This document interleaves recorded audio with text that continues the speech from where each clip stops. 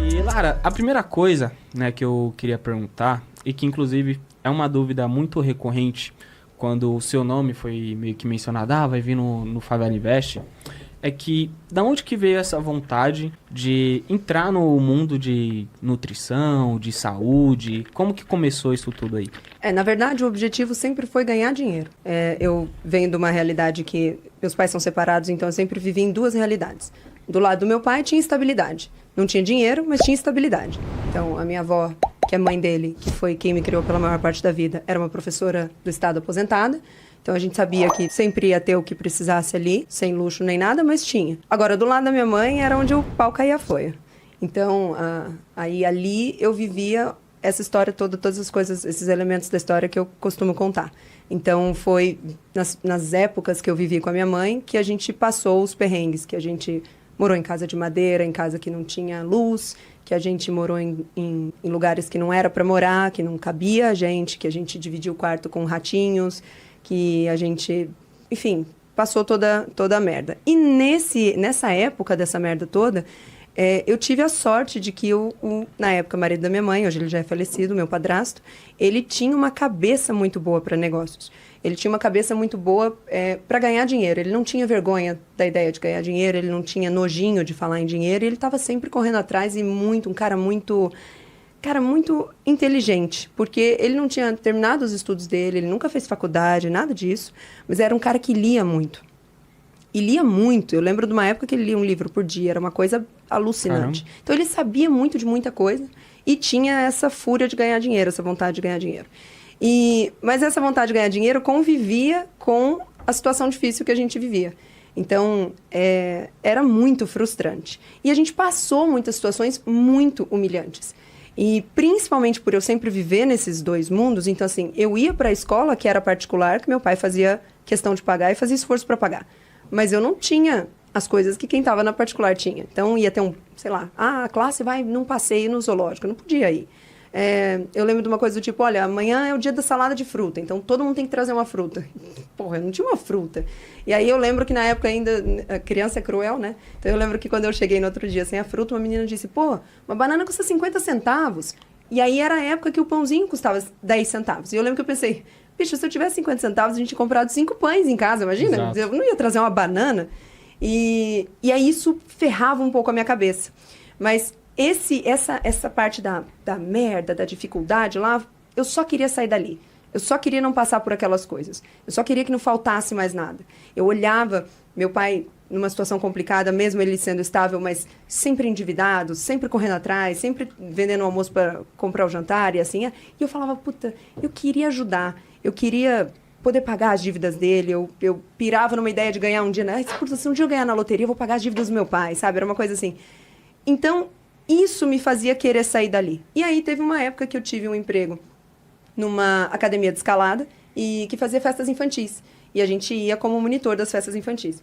Então, e ganhava 20 conto. Que na época, ele estava pagando bem. É que era pouco. Sim. Ganhava-se pouco sendo monitor. E aí a gente fazia essas festas, tanto lá no ginásio, quanto em quem chamava para... Né, a família chamou a parede de escalada e a cama elástica lá na casa deles. E quem chamava isso era uma galera de grana. Então, a gente ia trabalhar dentro de um condomínio de luxo em Rio Preto. E aí eu lembro de estar lá na parte de trás da caminhonete, entrando ali com os equipamentos, olhando aquelas casas e pensando, cara, o que esse cara faz? Queria saber o que esse cara faz, que eu queria fazer o que esse cara faz. Eu nunca olhei aquelas casas e fiquei pé da vida. Eu nunca olhei aquelas casas e falei, por que ele tem ou não tenho? Nunca foi com aquele olhar de repudiar a riqueza do próximo. Nunca. Eu imagino que por causa desse pensamento bem construído do meu padrasto, de não ter raiva de quem tem, mas querer fazer o que ele fez. Então, a minha pira era saber o que aquele cara fez, eu queria fazer aquilo. E aí, durante o colegial e tal, eu fiquei sabendo que tinha que fazer faculdade. Então, ainda era aquela época em que isso era totalmente a verdade que a gente tinha. Então, eu tinha que fazer alguma coisa. Eu lembro que a minha avó que me criou falava, você vai ter o diploma, você vai pôr embaixo do braço, você vai andar por aí, mas você vai ter um diploma. E aí, falei, bom, já que tem que fazer faculdade, vamos ver qual é. Eu não pude fazer logo que eu saí da escola, porque não tinha grana, estava morando com a minha mãe naquela situação mais complicada e tal. Então, eu fui conseguir cogitar a ideia de faculdade, eu tinha 21 anos. E falei, cara, o que eu não odeio, né? O que dá para fazer? E na época eu gostava muito de... eu tinha acabado de me tornar vegetariana, eu fui vegetariana por 9 anos, fui vegana 2, e aí eu gostava desse assunto. E eu sempre gostei demais da área esportiva. Sempre fui alucinada por atletas de Olimpíadas, sempre acompanhei a Olimpíada de inverno, aquela que ninguém vê, do curling, sabe, e tal. E aí, na minha cabeça, eu falei, pô, legal, uma coisa que pega esses dois assuntos, de repente faço nutrição. E aí, prestei, na época, eu morava em Dracena, que é perto de Presidente Prudente. Ali, naquela região, eu morei em muitas cidades. E prestei a linha da Mantina, passei conseguindo um desconto, e passei em segundo lugar e consegui 50% de bolsa. Falei, puta, legal, dá pra fazer. E acabei me mudando e não conseguindo fazer lá, então fui fazer em Rio Preto. Então eu fui fazer só porque tinha que fazer. Aí na faculdade o meu foco era, beleza, como que eu faço dinheiro com isso aqui? Porque eu trabalhei durante a faculdade toda.